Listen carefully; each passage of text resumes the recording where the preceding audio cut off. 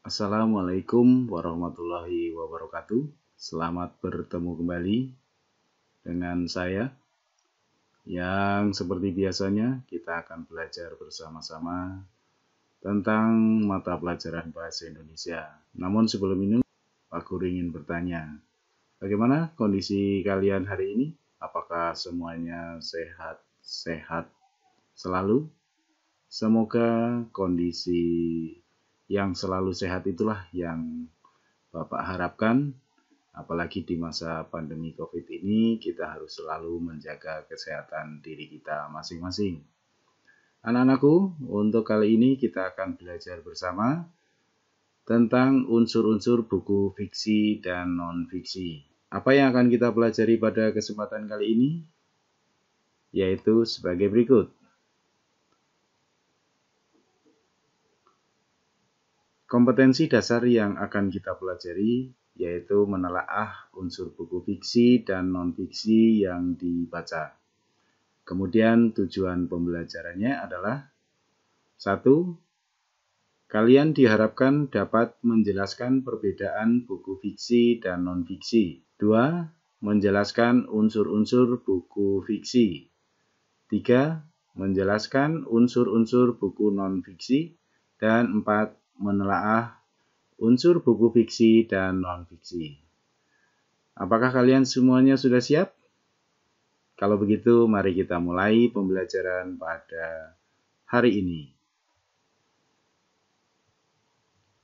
Anak-anakku, buku fiksi dan non-fiksi. Apa perbedaannya? Mari kita lihat dari pengertian untuk keduanya, yaitu untuk buku fiksi dan non-fiksi. Buku fiksi merupakan buku yang menyajikan kejadian atau peristiwa tentang kehidupan berdasarkan hasil dari rekayasa imajinasi pengarang. Maksudnya adalah bahwa fiksi di sini kita ambilkan dari kata fiktif. Fiktif itu tidak nyata. Mengapa tidak nyata? Dikarenakan merupakan hasil dari imajinasi, hasil dari karangan atau hasil dari khayalan si pengarang.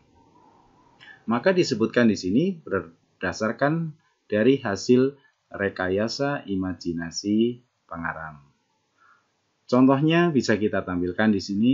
Kalian tentunya sudah pernah membaca buku cerita anak waktu di SD, kemudian buku dongeng, novel, cerita pendek atau cerpen, fabel, dan komik. Tentunya kalian semuanya sudah pernah membaca buku-buku itu. Kemudian, untuk pengertian buku non-fiksi adalah cerita yang menyajikan kejadian sebenarnya yang diperkuat dengan fakta dan bukti-bukti. Kemudian disampaikan sesuai dengan pendapat penulis. Jadi di sini harus ada fakta, harus ada bukti yang kemudian dikembangkan oleh penulis untuk menjadikannya sebuah buku. Contohnya yaitu buku pelajaran, buku ensiklopedi, esai, jurnal, dokumenter, biografi, dan laporan ilmiah, bisa berupa makalah, skripsi, tesis, ataupun disertasi. Dan pada kesempatan yang lalu, kalian sudah pernah mempelajari tentang teks, laporan, ataupun berupa hasil kegiatan yang kemudian Anda laporkan. Itu juga merupakan salah satu contoh buku non-fiksi. Sekali lagi, Pak Guru tegaskan di sini bahwa kita sering pemikiran kita menjadi rancu antara fiksi dan non-fiksi. Sekali lagi di sini, Yang dimaksudkan dengan fiksi itu adalah fiktif, tidak nyata, berdasarkan hasil imajinasi atau khayalan si pengarang. Sedangkan non-fiksi ini adalah kebalikan dari buku fiksi, yaitu non-fiksi di sini artinya harus ada fakta, harus ada bukti yang kemudian dikembangkan dengan menggunakan argumentasi si penulis, jadilah sebuah buku. Bisa kalian simak di sini ada contoh-contohnya yang semuanya itu berupa keilmuan atau berkaitan dengan bidang ilmu. Mari kita lanjutkan lagi. Mana yang kamu suka antara buku fiksi dan non-fiksi? Tentunya kalian akan menjawab bahwa kalian lebih suka atau saya lebih suka membaca buku fiksi. Dan itu memang jawaban sebagian besar ketika kita tanyakan hal itu kepada khalayak ramai. Mengapa? Hal ini dikarenakan buku fiksi mengutamakan penggunaan keindahan bahasa, seperti menggunakan ungkapan, sehingga penggambaran cerita akan lebih menarik, menyentuh perasaan, dan mengena. Sedangkan buku non-fiksi justru tidak diperbolehkan menggunakan ungkapan atau kata-kata yang menimbulkan banyak penafsiran. Hal ini dikarenakan informasi yang disampaikan bersifat keilmuan. Jadi ada perbedaannya. Di dalam buku fiksi, itu yang diutamakan adalah keindahan bahasa. Sedangkan di dalam buku non-fiksi, yang diutamakan itu adalah keilmuannya atau keilmihannya. Kita lanjutkan lagi. Alasan yang kedua, daya tarik sebuah cerita bisa karena adanya unsur tema, latar, penokohan, maupun amanatnya. Di samping itu, bisa jadi karena alurnya yang penuh dengan kejutan maupun konflik cerita yang menegangkan, sehingga si pembaca merasa sentuhan emosionalnya secara langsung dan akan menjadi penasaran. Jadi di sini, karena adanya alur yang disampaikan, sehingga orang itu akan menjadi lebih senang. Atau dengan kata lain, lebih tertarik. Apalagi pada saat alur itu adalah alur yang menegangkan. Inilah mengapa buku fiksi atau buku cerita itu lebih menarik dibandingkan dengan buku non-fiksi. Namun demikian, tidak semuanya alasan itu benar. Mengapa? Dikarenakan banyak juga yang suka membaca tentang buku-buku non-fiksi. Sehingga kesimpulan yang paling tepat adalah kita sebagai pembaca itu akan membaca buku yang sesuai dengan keinginan kita atau tujuan kita membaca. Contoh saja misalnya, kita akan belajar tentang bagaimana cara berbudidaya atau membudidayakan tanaman hidroponik. Maka yang kita baca tentunya bukan buku cerita, melainkan buku non-fiksi. Oleh karenanya, harus kita garis bawahi bahwa seseorang membaca itu berdasarkan tujuan yang ingin ia dapatkan atau pengetahuan yang ingin ia dapatkan.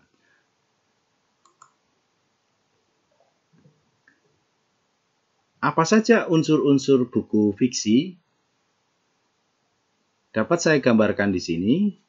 Unsur buku fiksi itu ada tema, kemudian tokoh atau penokohan, kemudian ada alur, ada latar, ada amanat, ada sudut pandang, atau ada ahli lain yang menyebutkan ditambahkan dengan gaya bahasa. Penjelasannya adalah sebagai berikut. Yang dimaksudkan dengan tema itu adalah pokok permasalahan atau masalah utama yang disampaikan di dalam cerita yang ditampilkan di dalam buku tersebut. Sehingga kalau kita ingin mendapatkan tema itu, maka kita harus membaca isi buku cerita itu secara keseluruhan. Sehingga ketika kita sudah memahami isi secara keseluruhan, tentunya kita dapat menentukan tema cerita yang ditampilkan. Kemudian selanjutnya adalah alur. Yang dimaksudkan dengan alur itu adalah rangkaian peristiwa-peristiwa yang membentuk jalan cerita. Apa maksudnya rangkaian peristiwa-peristiwa itu? Sebagai contoh, ada rangkaian peristiwa yang kalian lakukan setiap pagi hari. Dari bangun tidur sampai kalian mengikuti pembelajaran secara online. Tuliskan. Anda bangun tidur jam berapa? Misalnya jam 5. Kemudian Anda melakukan kegiatan membantu orang tua atau melakukan ibadah. Tuliskan. Setelah melakukan ibadah, lalu Anda melakukan apa? Membersihkan diri atau mandi. Tuliskan. Maka peristiwa-peristiwa yang kalian lakukan itu dapat kita ceritakan karena membentuk dan bisa membentuk sebuah cerita atau jalan cerita. Berikutnya adalah tokoh atau penokohan. Penokohan adalah cara pengarang menggambarkan watak tokoh pada sebuah cerita. Jadi tokoh itu hanya disebutkan nama-namanya saja, sedangkan penokohan itu disertai dengan watak tokoh yang telah disebutkan tersebut. Untuk menentukan watak, itu dapat ditentukan berdasarkan satu, misalkan gambaran fisik. Seseorang yang badannya tegap, kekar, tubuhnya kekar, kemudian bertato. Tentunya ini akan memberikan satu watak tersendiri bagi orang tersebut. Beda dengan orang yang selalu rapi, kemudian tidak bertato. Ini juga akan memberikan gambaran watak yang berbeda dengan orang yang kita gambarkan tadi. Di samping dengan gambaran fisik, kita bisa mendapatkan watak itu berdasarkan dialog antar tokoh atau percakapan yang ada di dalam cerita tersebut. Anda sering membicarakan si A kan? Anda juga sering membicarakan si B kan? Nah, pada saat Anda sedang membicarakan itu, maka Anda sedang mengutarakan watak-watak yang dimiliki oleh si A atau si B kepada orang lain. Sehingga itu bisa kita garis bawahi bahwa watak bisa kita dapatkan melalui dialog atau percakapan yang ada di dalamnya. Ini hanya sebagai contoh saja. Kemudian kita lanjutkan. Yang berikutnya adalah latar. Latar ada juga yang menyebutnya setting, yaitu berkaitan dengan waktu peristiwa, tempat peristiwa, dan suasana peristiwa. Maka ada 3 latar, yaitu latar waktu, latar tempat, dan latar suasana. Yang berikutnya adalah amanat. Apa itu amanat? Amanat adalah pesan atau pembelajaran. Boleh dikatakan hikmah yang diberikan oleh cerita itu atau oleh pengarang kepada pembaca dan terdapat di dalam cerita yang dituliskan di dalam buku tersebut. Oleh karenanya, karena berada di dalam sebuah cerita, maka pesan itu dapat diberikan secara langsung atau tertulis di dalam cerita tersebut, sehingga kita bisa membacanya dan bisa langsung mendapatinya. Namun bisa juga pesan itu diberikan tidak tertulis atau tidak tersurat, alias tersirat. Nah, untuk mencari amanat yang tersirat inilah, maka kita harus mengkaji atau mendalami berdasarkan pemikiran kita dalam menyimpulkannya, sehingga hal-hal tersebut itulah nantinya yang menjadi atau kita ambil sebagai amanat yang diberikan oleh pengarang. Ajaran yang diberikan oleh pengarang kepada kita selaku pembaca. Banyak kita peroleh pesan-pesan yang disampaikan di dalam buku cerita ataupun dongeng ataupun yang lainnya. Kalau kita kaji secara mendalam, maknanya sangat bagus. Contoh saja misalnya, kita diberi dongeng Kancil Mencuri Ketimun. Apa pelajaran yang bisa kita terima atau pesan apa yang ingin disampaikan oleh si penyusun dongeng itu kepada kita? Yaitu mengajarkan kepada kita bahwa kalau kita suka mencuri, tentu kita akan mendapatkan balasan. Balasannya, kalau di dalam dongeng itu, balasannya berupa jebakan. Kancil akhirnya terjebak dan akhirnya mau minta maaf kepada sang petani. Maka kita tidak diperbolehkan, bukan berarti kita diharuskan mencuri berdasarkan dongeng itu, tetapi sebaliknya, kita tidak diperbolehkan untuk mencuri, karena kita akan mendapatkan balasannya. Kemudian sudut pandang. Apa itu sudut pandang? Yang dimaksudkan dengan sudut pandang itu adalah gaya kemenulisan pengarang yang dapat menggunakan dua sudut.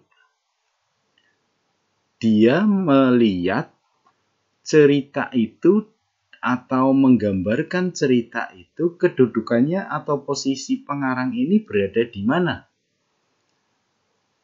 Kalau terlibat di dalam cerita, maka kita sebut bahwa sudut pandang pengarang yang digunakan itu adalah sudut pandang akuan.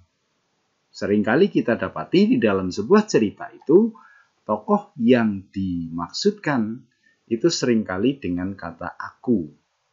Tokoh aku. Itu adalah pengarang terlibat di dalam cerita itu dengan menggunakan gaya akuan. Sedangkan gaya yang lain, pengarang itu atau penulis itu berada di luar dari cerita yang ditampilkan atau berada di pihak ketiga. Maka pengarang ini menggunakan sudut pandang sebagai diaan atau sebagai orang ketiga. Dan ini menandakan bahwa pengarang itu menggunakan kata ganti orang ketiga, yaitu dengan menggunakan penggambarannya menggunakan kata dia, nya, dan seterusnya. Berikutnya, yaitu gaya bahasa atau majas. Untuk majas nanti kita pelajari pada kesempatan yang lain, atau silahkan kalian browsing, googling, mencari majas, pemahaman tentang majas, sehingga nanti Anda bisa mendapatkan ilmu secara mendalam. Maksudnya adalah dengan menggunakan majas ini supaya bahasa yang digunakan di dalam cerita atau di dalam buku cerita itu akan terlihat lebih halus, lebih indah, dan lebih menyentuh perasaan. Oleh karenanya, majas atau gaya bahasa ini sangat diperlukan di dalam cerita atau buku fiksi. Sehingga ini menjadi salah satu ciri bahwa buku fiksi itu akan banyak menggunakan ungkapan berupa majas. Sampai di sini apakah kalian sudah paham?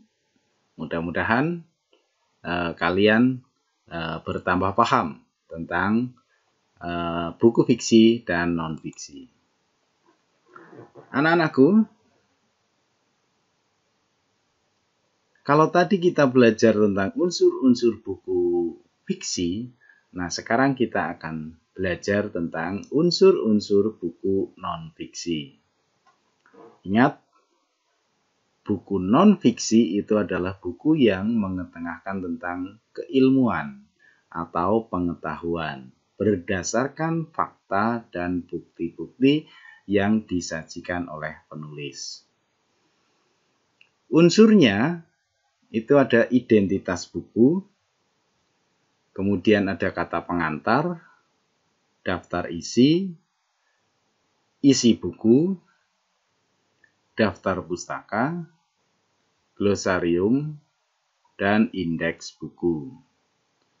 Apa sajakah itu? Mari kita lihat bersama-sama. Yang pertama adalah identitas buku. Identitas buku itu seringkali terdapat di dalam sampul dari buku tersebut.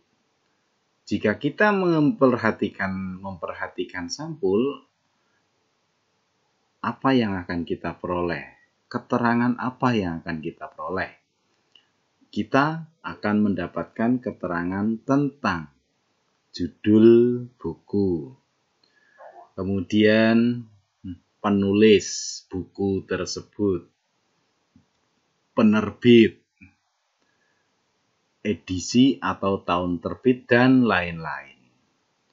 Ini kita cermati dari sampul buku. Tuliskan identitas buku tersebut. Kemudian kata pengantar. Setelah kita membuka sampul, lalu kita melihat di halaman berikutnya ada kata pengantar. Kata pengantar itu hal yang paling pokok. Karena apa? Memuat pokok bab. Meskipun secara sekilas berisi tentang mengetengahkan tentang isi secara keseluruhan. Kemudian di dalam kata pengantar itu juga ada latar belakang dan tujuan penulisan. Ditambahkan juga dengan manfaat isi buku. Lalu ada juga yang menambahkan di bagian paragraf akhirnya ada ucapan terima kasih kepada pihak-pihak yang telah membantu terselesaikannya buku tersebut. Kemudian kita beralih ke daftar isi. Daftar isi memuat judul-judul bab dan subbab yang ada di dalam buku itu disusun secara urut berdasarkan halaman pada buku tersebut. Sehingga misalnya bab 1 subjudulnya tentang apa, pendahuluan misalnya, lalu ditambahkan dengan terdapat di halaman keberapa pada buku tersebut. Kita lanjutkan. Yang berikutnya adalah isi buku.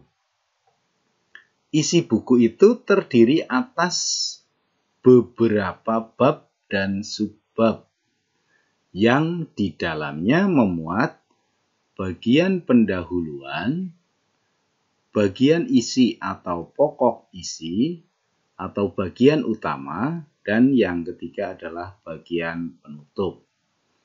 Untuk bagian pendahuluan biasanya terletak di bagian yang seperti tadi saya contohkan, bab 1 pendahuluan. Itu berarti berupa bagian pendahuluan. Kemudian di bab berikutnya kita sampaikan di situ ada isi. Maka itu kita sebut dengan bagian utama atau bagian isi. Dan di bagian yang berikutnya adalah bagian penutup. Yang seringkali di bagian penutup itu ditambahkan dengan kesimpulan ataupun saran. Dan juga seringkali ditambahkan dengan paragraf yang menyampaikan permohonan maaf dikarenakan belum sempurna. Mengharapkan adanya kritik dan saran. Berikutnya adalah daftar pustaka. Daftar pustaka ini berupa sumber referensi yang digunakan penulis dalam penyusunan buku non-fiksi tersebut atau buku non-fiksi tersebut. Maksudnya begini, ketika kita mengambil sebuah pendapat atau sebuah ilmu atau pernyataan dari orang lain yang terdapat di dalam buku yang pernah kita baca, maka kita harus menuliskan pendapat atau pernyataan itu dan ditambahkan dengan sumbernya. Kemudian sumber-sumber referensi yang kita gunakan lalu kita tuliskan di dalam daftar pustaka. Untuk menulis bagaimana tentang daftar pustaka itu secara benar, silakan kalian mempelajari tentang Pedoman Umum Bahasa Indonesia atau disingkat PUBI. Kemudian hal berikutnya adalah glosarium. Glosarium itu adalah daftar istilah penting yang digunakan sebagai sumber penyusunan buku tersebut. Jadi ketika kita membuat sebuah buku itu penting juga kita tambahkan dengan bagian yang kita sebut dengan glosarium. Bagian terakhir adalah indeks buku. Apa itu indeks buku? Adalah daftar istilah atau kata yang digunakan di dalam penulisan atau tulisan buku yang kita buat. Lalu di situ disertakan dengan halaman di mana istilah atau kata tersebut terdapat. Jadi misalnya ada istilah yang kita gunakan dalam buku itu, misalnya abjad. Nah, itu terdapat di halaman keberapa, lalu dituliskan di situ. Abjad 75 misalkan. Berarti kata abjad itu termuat di dalam atau pada halaman 75. Itulah unsur-unsur yang kita pelajari di dalam buku non-fiksi. Silahkan kalian cermati, bila perlu kalian catat, supaya kalian tidak lupa. Lalu apa sih perbedaannya buku fiksi dan buku non-fiksi? Jika kita bandingkan antara keduanya, maka kita dapati tabel di bawah ini. Yang pertama, apabila yang kita bandingkan atau unsur yang kita bandingkan itu berupa bentuk teks, maka di dalam buku fiksi itu teksnya berupa narasi atau cerita. Sedangkan di dalam buku non-fiksi, teksnya itu atau teks yang digunakan itu bisa eksposisi, bisa laporan, bisa argumentasi, dan sebagainya. Jadi dari bentuk teksnya saja itu sudah berbeda. Kemudian apabila kita ingin membandingkan pada pemerolehan data, pada buku fiksi, pemerolehan datanya itu murni berdasarkan imajinasi si pengarang. Sekali lagi, imajinasi itu sama dengan khayalan. Sedangkan di dalam buku non-fiksi, pemerolehan datanya itu melalui langkah kerja ilmiah.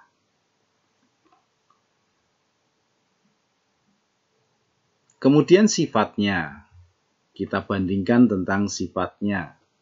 Buku fiksi tidak ilmiah. Mengapa tidak ilmiah? Karena murni berdasarkan khayalan, sehingga tidak bisa kita buktikan.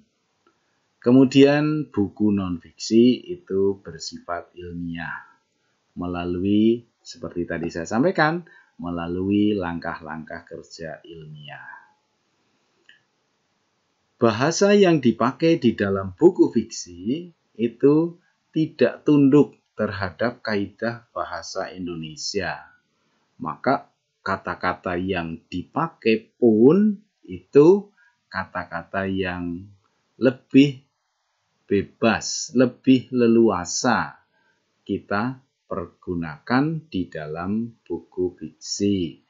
Sedangkan di dalam buku non-fiksi tunduk terhadap kaidah bahasa Indonesia, baik kata-kata yang digunakan maupun penulisannya menggunakan kaidah bahasa Indonesia. Dan tidak boleh, seperti tadi kita bahas, tidak boleh menggunakan kata-kata yang menimbulkan tafsiran banyak atau banyak tafsir. Supaya apa? Supaya isinya mudah kita pahami. Kemudian kalau dibandingkan pada unsur fungsi teks, pada buku fiksi itu sebagai hiburan kepada pembaca. Jadi tujuannya adalah untuk mendapatkan hiburan. Di dalam buku non-fiksi, ketika kita membaca buku non-fiksi itu, fungsinya itu adalah untuk menambah pengetahuan. Dikarenakan seperti tadi di awal disebutkan bahwa buku non-fiksi ini lebih banyak berupa buku pengetahuan. Kemudian makna yang digunakan. Pada buku fiksi, makna yang digunakan itu seringkali menggunakan makna konotatif. Apa itu makna konotatif? Adalah makna yang tidak sebenarnya. Apa itu makna yang tidak sebenarnya? Yaitu makna yang sudah ditambahkan dengan unsur perasaan atau emosi si pengarang atau si pemakai. Sedangkan pada buku non-fiksi, itu makna yang dipakai itu menggunakan kata yang denotatif. Makna kata yang denotatif itu maksudnya ya makna kata yang sebenarnya. Tidak boleh menggunakan makna yang menimbulkan banyak tafsir. Nah, itulah anak-anak. Bagaimana? Apakah kalian bisa mengikuti pembelajaran pada siang hari ini? Jika ada kesulitan, kalian tulis pertanyaannya dan kirim melalui WA ke Pak Guru. Selanjutnya, silakan kalian kerjakan tugas yang ada di classroom. Oke anak-anak, sampai di sini dulu pembelajaran pada siang hari ini. Mohon maaf bila ada kata yang kurang berkenan dan sampai jumpa. Assalamualaikum warahmatullahi wabarakatuh.